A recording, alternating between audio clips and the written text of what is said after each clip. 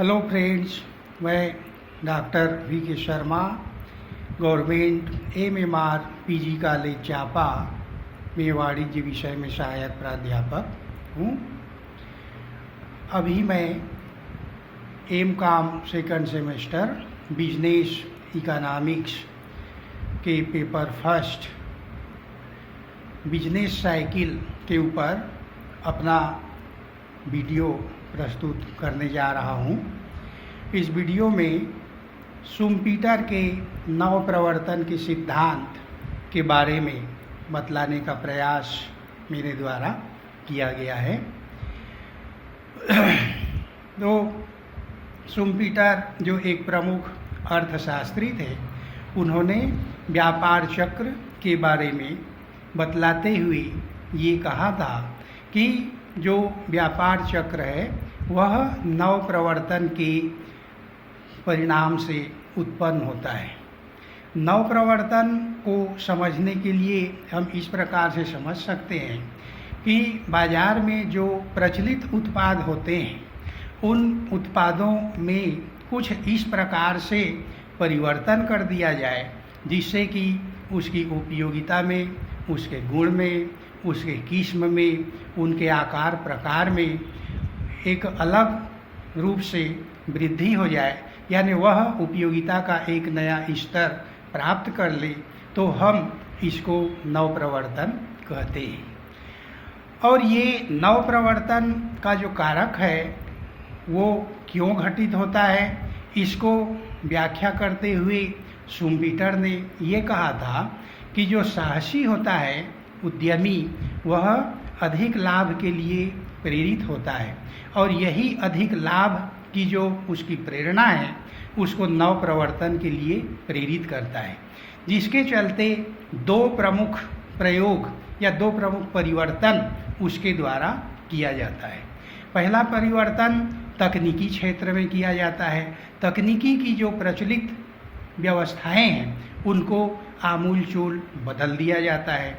और दूसरा, जो उत्पत्ति के साधन प्रयोग होते हैं, उन उत्पत्ति के साधनों का प्रतिस्थानापन्न ढूंढ लिया जाता है या उनका उपयोग इस प्रकार से किया जाता है कि वह प्रतिस्थानापन्न अवस्था में आ जाते हैं। इन दो महत्वपूर्ण कारकों के चलते ये नव प्रवर्तन की प्रवृत्ति देखने को मिलती है और इस तरह से शुम्पीटर ने इसी नव प्रवर्तन को व्यापार चक्र की अवस्थाओं के लिए प्रमुख रूप से जिम्मेदार माना है। ये इस प्रकार हम व्यापार चक्र की अवस्थाओं का यहाँ पर अध्ययन करेंगे।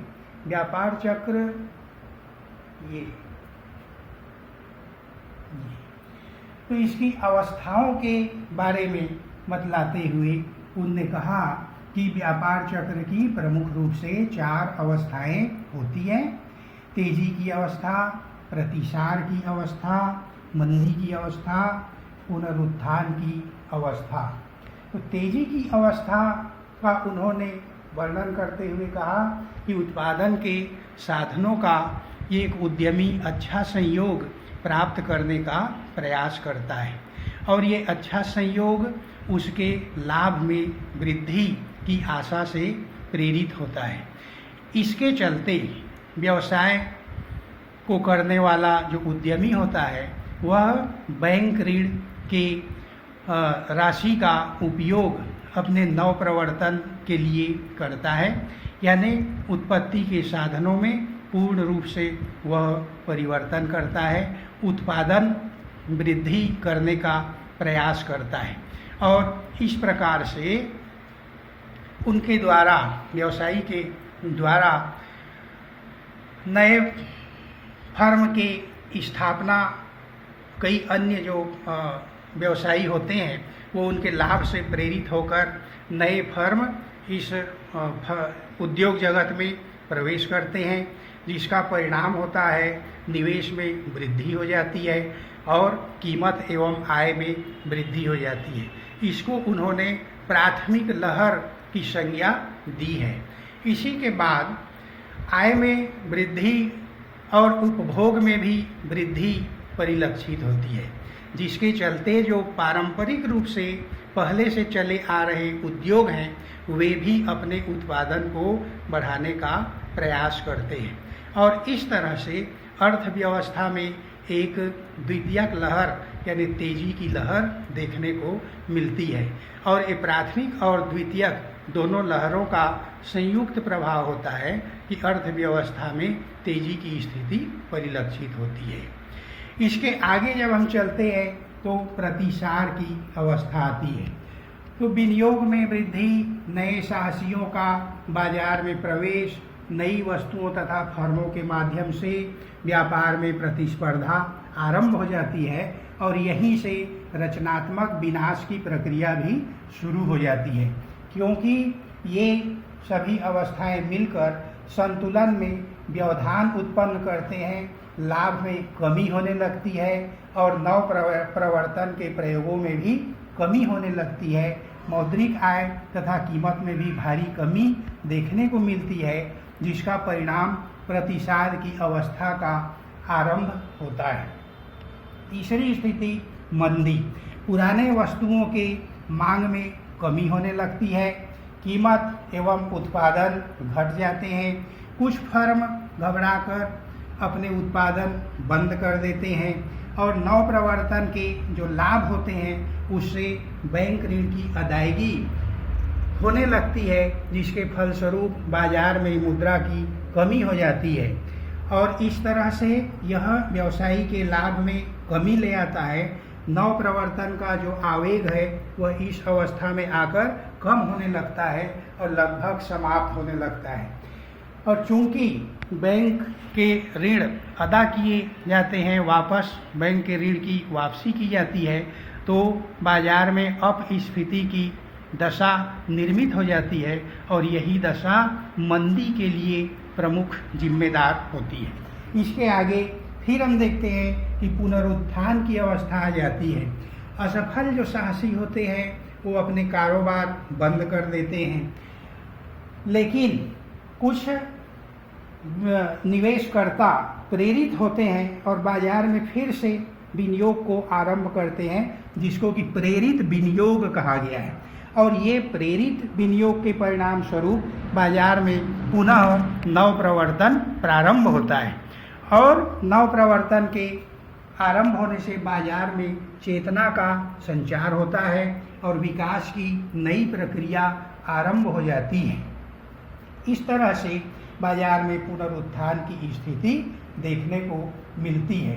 तो शुम्पीटर ने वर्णन करते हुए यही बतलाया था कि जो नव प्रवर्तन है वह जो बाजार की अवस्थाएं होती है, उतार चढ़ाव की अवस्था, जिसको कि हम व्यापार चक्र के नाम से जानते हैं, उनके उत्पन्न होने के लिए प्रमुख कारक माना है।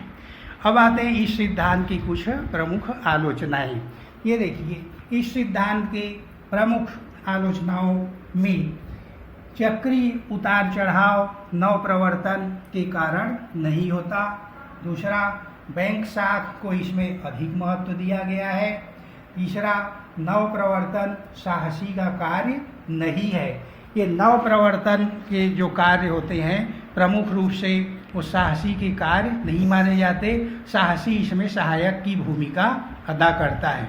इसके लिए तकनीकी कौशल का विकास होना और बाजार में विशेषज्ञों की उपलब्धता ये प्रमुख घटक है, जिसके कारण से नव प्रवर्तन की प्रवृत्ति को बल मिलता है और इन कारकों की यहाँ पर पूर्ण रूप से उपेक्षा की गई है। इसके अतिरिक्त वित्त केवल साख का परिणाम नहीं होता। इन्होंने वित्त को ही साख का परिणाम माना है, यानी साख को ही वित्त पूर्ति का प्रमुख स्रोत माना है, जबकि ऐसा नहीं है। साख के अतिरिक्त अन्य साधनों से भी वित्त की पूर्ति होती है, जैसे अंशों के निर्गमन, ऋण पत्रों के निर्गमन, बांड्स के निर्गमन, पब्लिक से वित्त की प्राप्ति। बैंक के अतिरिक्त अन्य जो वित्तीय संस्थाएं हैं उनसे ऋणों की प्राप्ति या वित्त की उपलब्धता, ये इसके साख के अतिरिक्त अन्य स्रोत भी होते हैं। इसके साथ ही साथ इन्होंने चक्रीय परिवर्तनों को समझने में ये सिद्धांत अपर्याप्त है। इस सिद्धांत में चक्रीय परिवर्तनों के प्रभावों के संबंध में यह सिद्धांत पूर्ण रूप से सही व्याख्या करने में असफल है। या यूँ कहें कि जो चक्रीय परिवर्तन है व्यापार चक्र का, वह बहुत सारे घटकों का परिणाम होता है। सिर्फ एक घटक नवप्रवर्तन ही इसके लिए जिम्मेदार नहीं होता।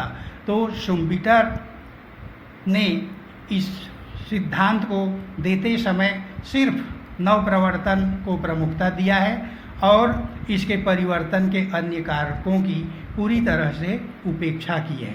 तो हम इस प्रकार कह सकते हैं कि यह जो सिद्धांत है वह एक पक्षी है और वर्तमान पूंजीवादी व्यवस्था में बाजार के उतार चढ़ावों के अध्ययन करने में यह सिद्धांत पूर्णतः सहायक नहीं है। तो मैं आशा करता हूँ कि यह वीडियो इस सिद्धांत को समझने में आपको निश्चित रूप से सहयोग प्रदान करेगा। धन्यवाद।